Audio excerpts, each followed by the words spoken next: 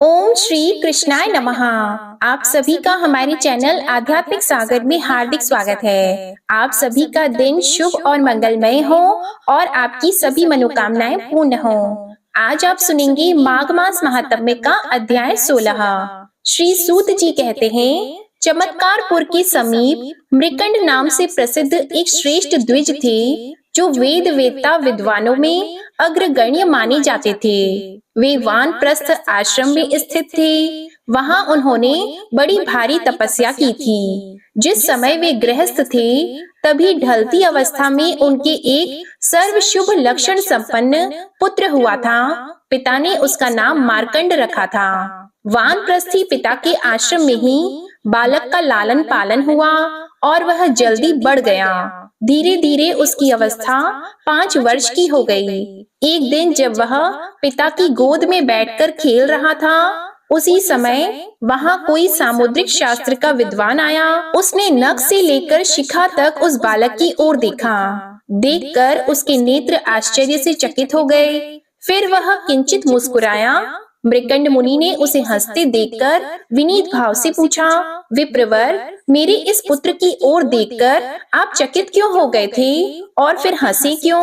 उनके बारंबार इस प्रकार पूछने पर उस श्रेष्ठ ब्राह्मण ने कहा, मुने, इस शिशु के जो लक्षण देखे जाते हैं, वे यदि किसी मनुष्य के शरीर में हो तो वह अजर अमर होता है, परंतु इसमें जो एक विशेष लक्षण है, उससे सूचित होता है कि आज के दिन से 6 महीने पूरे होते ही इसकी मृत्यु हो जाएगी। ऐसा जानकर आप आज से इसके लिए लोक परलोक में हितकर कार्य कीजिए। यों कहकर वह उत्तम ब्राह्मण अपनी अभीष्ट दिशा को चला गया। तब मृकंड मुनि ने मन ही मन कुछ सोच विचार कर उचित समय से पहले ही बालक का यज्ञोपवीत संस्कार कर दिया। फिर उसे कर्तव्य का उपदेश देते हुए कहा, बेटा, तुम जिस किसी भी ब्राह्मण को देखना, उसे अवश्य विनय पूर्वक प्रणाम करना। इस प्रकार व्रत में स्थित हुए उस बालक के 6 महीने पूर्ण होने में केवल 3 दिन शेष रह गए। वह सदा प्रत्येक ब्राह्मण को प्रणाम करता रहा। इसी बीच में तीर्थ यात्रा परायण सप्त ऋषिगण उधर आ निकले। जहाँ वह मेखलाधारी मार्कंड खड़ा था, उसने उन सब मुनियों को बारी बारी से प्रणाम किया और सबने अलग अलग उसे दीर्घायु होने का आशीर्वाद दिया। फिर मुनिवर वशिष्ठ ने उस बाल ब्रह्मचारी की ओर देखते हुए कहा, हम सब ने इस शिशु को दीर्घ आयु होने का आशीर्वाद दिया है, परंतु यह तो आज के तीसरे ही दिन प्राण त्याग देगा। अतः हम लोगों के वचन का इस प्रकार असत्य होना कदापि उचित नहीं है। इसलिए ऐसा कोई उपाय किया जाए जिससे यह बालक चिरंजीवी हो जाए। फिर वे सब महर्षि परस्पर विचार करके इस निश्चय पर पहुँचे कि ब्रह्मा जी को छोड़कर दूसरा कोई इसके जीवन का उपाय नहीं है। अतः इस बालक को उनके आगे ले जाकर उन्हीं की आज्ञा से इसे चिरंजीवी बनाया जाए। ऐसा निर्णय करके तीर्थ भ्रमण का कार्य रोककर उस ब्रह्मचारी को साथ लेकर वे शीघ्र ही ब्रह्मलोक में जा पहुँचे। वहां ब्रह्मा जी को प्रणाम करके वेदोक्त स्तोत्रों द्वारा उनकी स्तुति करने के बाद सब मुनि बैठ गए। इसके बाद उस बालक ने भी ब्रह्मा जी को प्रणाम किया और ब्रह्मा जी ने भी उसे दीर्घ आयु होने का आशीर्वाद दिया। इसके बाद ब्रह्मा जी ने सप्त ऋषियों से पूछा, तुम लोग कहाँ से और किस लिए इस समय यहाँ आए हो, और यह उत्तम व्रत धारण करने वाला बालक कौन है? सप्त ऋषि बोले, पितामह, हम लोग तीर्थ यात्रा के प्रसंग से पृथ्वी पर सब ओर घूमते हुए चमत्कारपुर के समीप तक गए थे। वहाँ इस बालक ने हम सबको प्रणाम किया और बारी बारी हम सब ने इसे दीर्घ आयु होने का आशीर्वाद दिया, परंतु इसकी आयु तो 3 दिन ही शेष रह गई है। इसलिए हम बहुत लज्जित हैं और इसे लेकर आपके पास आए हैं। यहाँ आने पर आपने भी इस बालक को दीर्घ आयु होने का आशीर्वाद दिया है। अतः आप और हम सब लोग सत्यवादी बने रहें, इसके लिए कोई उपाय आप करें। मुनियों का यह वचन सुनकर ब्रह्मा जी ने हंसते हुए कहा, यह बालक मेरे प्रसाद से वेद विद्या में प्रवीण तथा जरा मृत्यु से रहित होगा, इसमें संदेह नहीं है। अतः अब इसे शीघ्र भूतल पर ले जाकर इसके घर पहुंचा दो। यह सुनकर सप्त ऋषि उस बालक को लेकर उसके पिता के आश्रम के समीप आए और अग्नि तीर्थ में छोड़कर स्वयं तीर्थ स्नान के लिए चले गए। इधर पुत्र स्नेही मृकंड मुनि अपने पुत्र को न देखकर दुखी होकर विलाप करते रहे। इतने में ही बालक मार्कंडेय पिता माता के निकट आ गया। उसे आते देखकर ब्राह्मण और ब्राह्मणी दोनों उसकी ओर दौड़े और बार बार हृदय से लगाकर पूछने लगे, बेटा, अपनी माता सहित मुझको शोक के समुद्र में डालकर तुम आश्रम से कहाँ चले गए थे और अब कहाँ से आए हो? फिर कभी ऐसा नहीं करना। तब मार्कंडेय जी बोले, पिताजी, आज यहाँ मुनि लोग पधारे थे। मैंने आपकी आज्ञा का स्मरण रखते हुए बारी बारी से उन सबको विनय पूर्वक प्रणाम किया और उन्होंने मुझे दीर्घ आयु होने का आशीर्वाद दिया। तब उनमें से वशिष्ठ जी ने हंसकर कहा, मुनियों, आपने जिस बालक को दीर्घ आयु कहा है वह आज से तीसरे ही दिन मृत्यु को प्राप्त होने वाला है। तब असत्य से डरे हुए उन महर्षियों ने उसी क्षण मुझे ब्रह्मलोक में पहुंचा दिया। वहां जाने पर मैंने ब्रह्मा जी को प्रणाम किया। तब उन्होंने भी दीर्घ आयु होने का आशीर्वाद दिया। तब उन मुनियों ने मुझे आशीर्वाद देने का सवृतांत कहा और यह भी अनुरोध किया कि पितामह, आपके प्रसाद से यह बालक जिस प्रकार दीर्घ आयु हो सके वैसा यत्न कीजिए। तब ब्रह्मा जी ने मुझे अजर अमर बना दिया और तुरंत उन सब ऋषियों के साथ घर को भेज दिया। वे मुनि मुझे आश्रम के पास छोड़कर कुंड में स्नान करने के लिए चले गए हैं। मार्कंडेय जी की यह बात सुनकर मृकंड मुनि को बड़ा हर्ष हुआ। वे तुरंत उस स्थान पर गए जहाँ मुनि लोग स्थित थे। उन सबको प्रणाम करके वे हाथ जोड़कर खड़े हो गए और बोले, मुनिवरों, आप लोगों के प्रसाद से आज मेरे कुल की वृद्धि हुई। किन्हीं आचार्यों ने यह बहुत उत्तम बात कही है कि साधु पुरुषों की सेवा करके मनुष्य तीनों लोकों में ख्याति लाभ करता है। साधु जनों का दर्शन पवित्र है क्योंकि साधु पुरुष तीर्थ स्वरूप है। तीर्थ तो कुछ समय के बाद ही फलता है, परंतु साधु पुरुषों का समागम तत्काल ही फल देता है। अतः आज आप सब लोग मेरे घर अतिथि रूप से आए हैं। बताइए, मैं किस प्रकार आपका आतिथ्य करूं? तब ऋषि बोले, मुने, हमारे लिए तो यही करोड़ों आतिथ्य के समान है। आपका अल्प आयु बालक भी अमर हो गया। मृकंड ने कहा, मुनीश्वरों, जिसे मृत्यु ने गले से लगा लिया था, मेरे उस बालक की रक्षा करके आपने समस्त कुल का उद्धार कर दिया है। ब्रह्मघाती, शराबी, चोर और व्रत को भंग करने वाले पापी के लिए सत्पुरुषों ने प्रायश्चित बताया है, परंतु कृतज्ञ के उद्धार का कोई उपाय नहीं है। अतः मुनीश्वरों, मुझ पर कृतज्ञता का दोष न आए, ऐसा उपाय आपको करना चाहिए। तब ऋषिगण बोले, द्विज श्रेष्ठ, यदि आप कोई प्रत्युपकार करना ही चाहते हैं तो हमारे कहने से यहाँ ब्रह्मा जी के लिए, जिन्होंने आपके पुत्र को अमर बनाया है, एक मंदिर बनवाइए और इस तीर्थ में ब्रह्मा जी की स्थापना कीजिए। इसके बाद स्वयं भी आप पुत्र के साथ यहाँ रहकर दिन रात उनकी आराधना करें। हम और दूसरे ब्राह्मण भी आपके साथ रहकर नित्य प्रति पितामह का पूजन करेंगे। वहाँ आपके बालक के साथ हमारा सख्य संबंध स्थापित हुआ है, इसलिए यह तीर्थ बाल सख्य के नाम से प्रसिद्ध होगा। हमारे वचन से यह तीर्थ सदा रोगी और भयभीत पुरुषों को रोग एवं भय से मुक्त करेगा। जो लोग इस तीर्थ में अपने रोगार्थ, भयार्थ अथवा ग्रह पीड़ित बालकों को स्नान कराएंगे, उनके वे बालक सब दोषों से रहित हो जाएंगे। जो मनुष्य श्रद्धा पूर्वक निष्काम भाव से इस तीर्थ में स्नान करेंगे, वे उत्तम गति को प्राप्त होंगे। ऐसा कहकर वे सभी मुनीश्वर मृकंड मुनि की अनुमति लेकर अन्य तीर्थों में चले गए। इसके बाद पुत्र सहित मृकंड मुनि ने ज्येष्ठ मास की पूर्णिमा को ज्येष्ठा नक्षत्र में चंद्रमा के स्थित होने पर ब्रह्मा जी की स्थापना की और आलस्य छोड़कर वे दिन रात श्रद्धा पूर्वक उनकी आराधना में लगे रहे।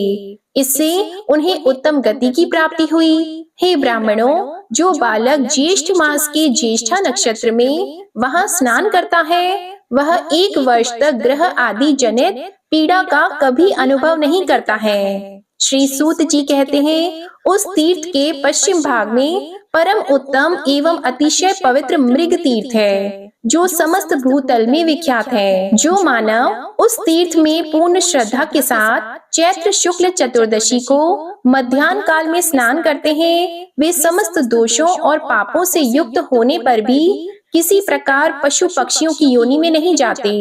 जो कृतज्ञ, नास्तिक, चोर तथा राजनिंदक है, वे भी वहां स्नान करके परम गति को प्राप्त होते हैं। ऋषियों ने पूछा, हे सूत नंदन, उस क्षेत्र में मृग तीर्थ का आविर्भाव कैसे हुआ? तब श्री सूत जी ने कहा, महर्षियों, पूर्व काल में उस विशाल वन के भीतर एक दिन बहुत से महाभयंकर व्याध अपने हाथों में धनुष लिए आ पहुँचे। उस समय एक वृक्ष के नीचे हिरणों का झुंड विश्वस्त होकर बैठा था।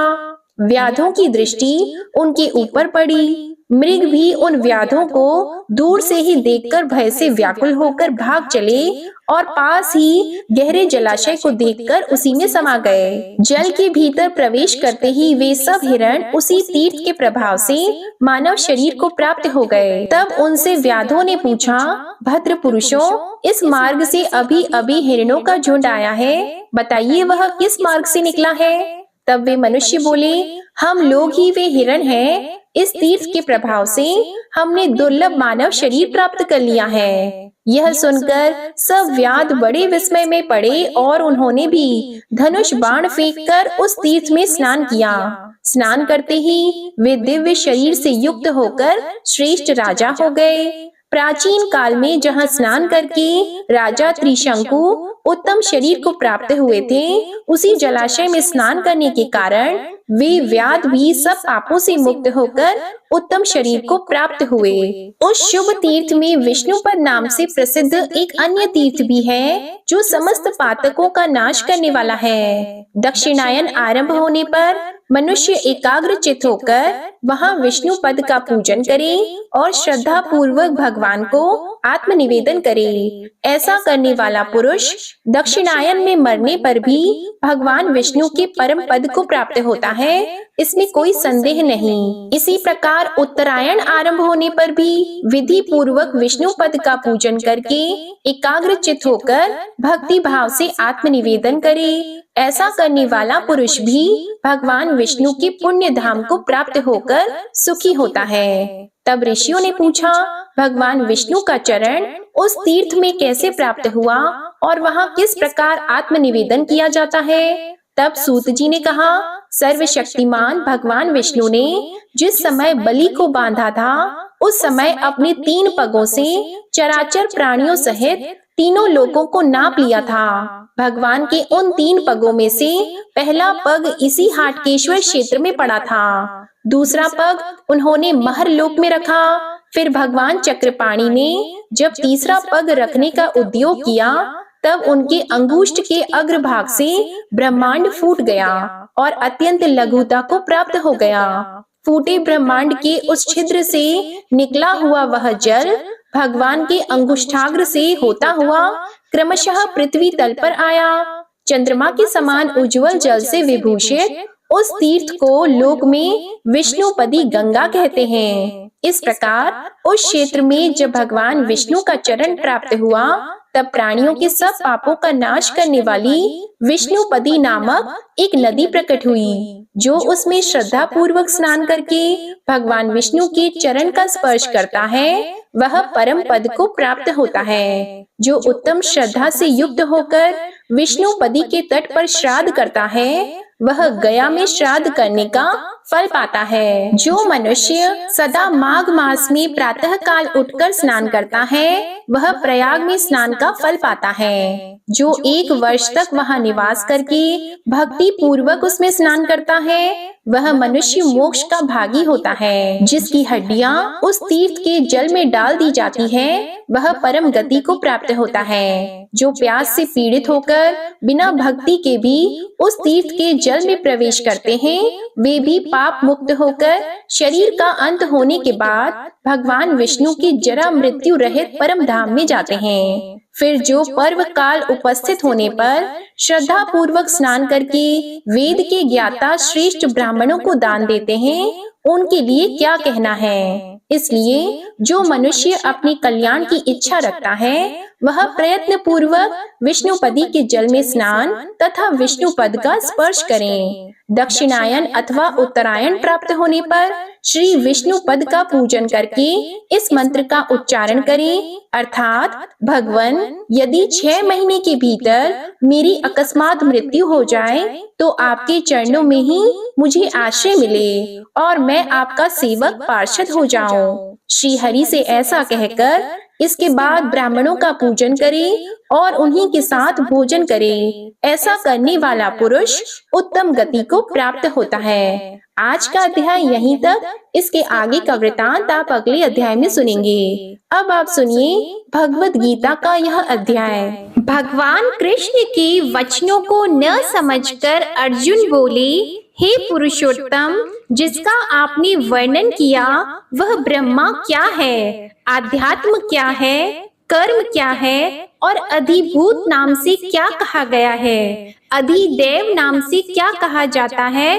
हे मधुसूदन, यहाँ अधियज्ञ कौन है और वह इस शरीर में कैसे है, और युक्त चित्त वाले पुरुषों द्वारा अंत समय में आप किस प्रकार जानने में आते हो। इस प्रकार अर्जुन के प्रश्न करने पर श्री कृष्ण भगवान बोले, हे अर्जुन, परम अक्षर अर्थात जिसका कभी नाश नहीं हो, ऐसा सच्चिदानंद घन परमात्मा तो ब्रह्मा है और अपना स्वरूप अर्थात जीव आत्मा आध्यात्म नाम से कहा जाता है, तथा भूतों के भाव को उत्पन्न करने वाला शास्त्र विहित यज्ञ, दान और होम आदि के निमित्त जो द्रव्य आदिकों का त्याग है, वह कर्म नाम से कहा गया है। उत्पत्ति विनाश धर्म वाले सब पदार्थ अधिभूत हैं और हिरण्यमय पुरुष अधिदेव हैं। और हे देहधारियों में श्रेष्ठ अर्जुन,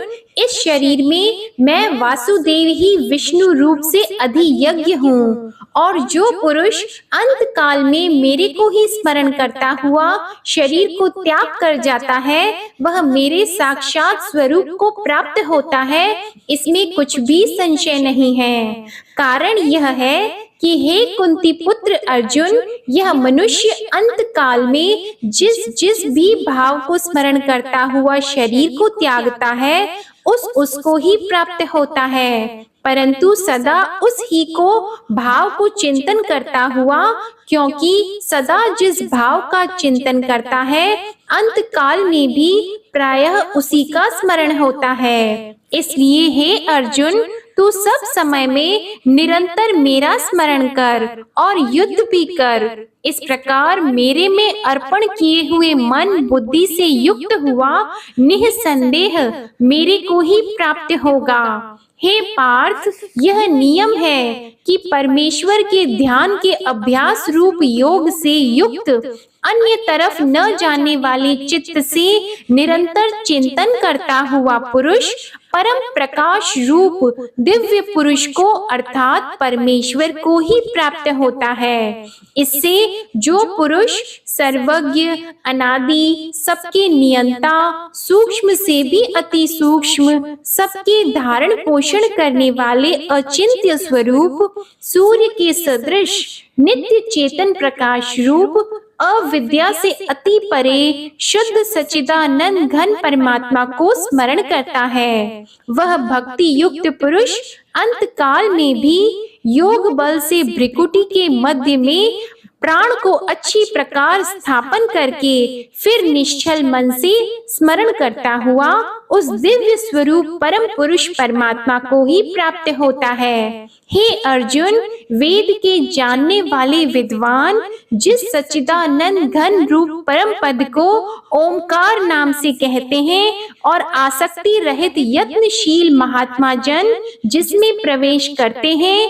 तथा जिस परम पद को चाहने वाले ब्रह्मचर्य का आचरण करते हैं, उस परम पद को तेरे लिए संक्षेप से कहूंगा। हे अर्जुन, सब इंद्रियों के द्वारों को रोककर अर्थात इंद्रियों को विषयों से हटाकर तथा मन को हृदय में स्थिर करके और अपने प्राण को मस्तक में स्थापन करके योग धारणा में स्थित हुआ, जो पुरुष ओम ऐसे इस एक अक्षर रूप ब्रह्मा को उच्चारण करता हुआ और उसके अर्थ स्वरूप मेरे को चिंतन करता हुआ शरीर को त्याग कर जाता है, वह पुरुष परम गति को प्राप्त होता है। हे अर्जुन, जो पुरुष मेरे में अनन्य चित्त से स्थित हुआ सदा ही निरंतर मेरे को स्मरण करता है, उस निरंतर मेरे में युक्त हुए योगी के लिए मैं सुलभ हूँ अर्थात सहज ही प्राप्त हूँ। वे परम सिद्धि को प्राप्त हुए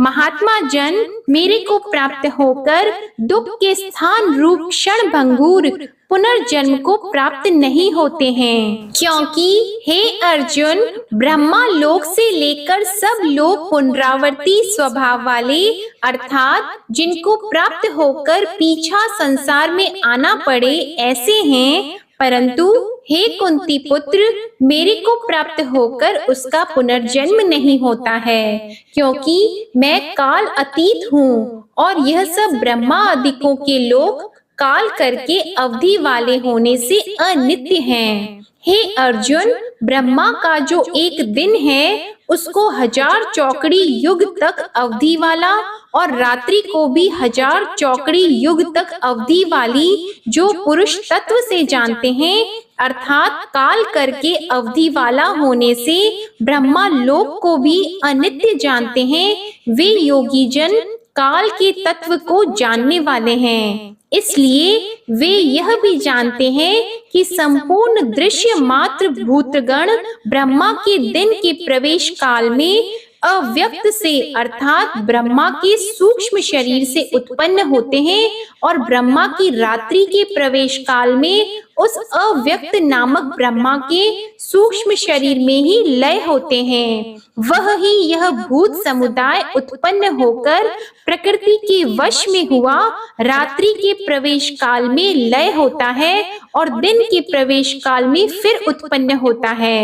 हे अर्जुन, इस प्रकार ब्रह्मा के 100 वर्ष पूर्ण होने से अपने लोक सहित ब्रह्मा भी शांत हो जाता है, परंतु उस अव्यक्त से भी अति परे दूसरा अर्थात विलक्षण जो सनातन अव्यक्त भाव है, वह सच्चिदानंद घन पूर्ण ब्रह्मा परमात्मा सब भूतों के नष्ट होने पर भी नष्ट नहीं होता है। जो वह अव्यक्त अक्षर ऐसे कहा गया है, उस ही अक्षर नामक अव्यक्त भाव को परम गति कहते हैं तथा जिस सनातन अव्यक्त भाव को प्राप्त होकर मनुष्य पीछे नहीं आते हैं, वह मेरा परम धाम है। और हे पार्थ, जिस परमात्मा के अंतर्गत सर्वभूत हैं और जिस सच्चिदानंद घर परमात्मा से यह सब जगत परिपूर्ण है, वह सनातन अव्यक्त परम पुरुष अनन्य भक्ति से प्राप्त होने योग्य हैं। और हे अर्जुन, जिस काल में शरीर त्याग कर गए हुए योगी जन पीछा न आने वाली गति को और पीछा आने वाली गति को भी प्राप्त होते हैं, उस काल को अर्थात मार्ग को कहूंगा। उन 2 प्रकार के मार्गों में से जिस मार्ग में ज्योतिर्मय अग्नि अभिमानी देवता है और दिन का अभिमानी देवता है तथा शुक्ल पक्ष का अभिमानी देवता है और उत्तरायण के 6 महीनों का अभिमानी देवता है, उस मार्ग में मर कर गए हुए ब्रह्मावेता अर्थात परमेश्वर की उपासना से परमेश्वर को परोक्ष भाव से जानने वाले योगी जन उपरोक्त देवताओं द्वारा क्रम से ले गए हुए ब्रह्मा को प्राप्त हुए हैं। जिस मार्ग में धूमा अभिमानी देवता है और रात्रि अभिमानी देवता है तथा कृष्ण पक्ष का अभिमानी देवता है और दक्षिणायन के 6 महीनों का अभिमानी देवता है, उस मार्ग में मरकर गया हुआ सकाम कर्म योगी उपरोक्त देवताओं द्वारा क्रम से ले गया हुआ चंद्रमा की ज्योति को प्राप्त होकर स्वर्ग में अपने शुभ कर्मों का फल भोगकर पीछे आती है, क्योंकि जगत के यह दो प्रकार के शुक्ल और कृष्ण अर्थात देवयान और पितृयान मार्ग सनातन माने गए हैं। इनमें एक के द्वारा गया हुआ पीछा न आने वाली परम गति को प्राप्त होता है और दूसरे द्वारा गया हुआ पीछे आता है अर्थात जन्म मृत्यु को प्राप्त होता है। हे पार्थ, इस प्रकार इन दोनों मार्गों को तत्व से जानता हुआ कोई भी योगी मोहित नहीं होता है, अर्थात फिर वह निष्काम भाव से ही साधन करता है, कामनाओं में नहीं फंसता। इस कारण हे अर्जुन, तू सब काल में समत्व बुद्धि रूप योग से युक्त होकर अर्थात निरंतर मेरी प्राप्ति के लिए साधन करने वाला हो, क्योंकि योगी पुरुष इस रहस्य को तत्व से जानकर वेदों के पढ़ने में तथा यज्ञ तप और दान आदिकों के करने में जो पुण्य फल कहा है उस सबको निसंदेह उल्लंघन कर जाता है और सनातन परम पद को प्राप्त होता है। अब आप सुनिए श्री कृष्ण चालीसा पाठ। बंशी शोभित कर मधुर, नील जलद तन श्याम, अरुण अधर जनुबिंब फल, नयन कमल अभिराम, पूर्ण इंद्र अरविंद मुख, पीतांबर शुभ साज, जय मनमोहन मदन छवि, कृष्ण चंद्र महाराज।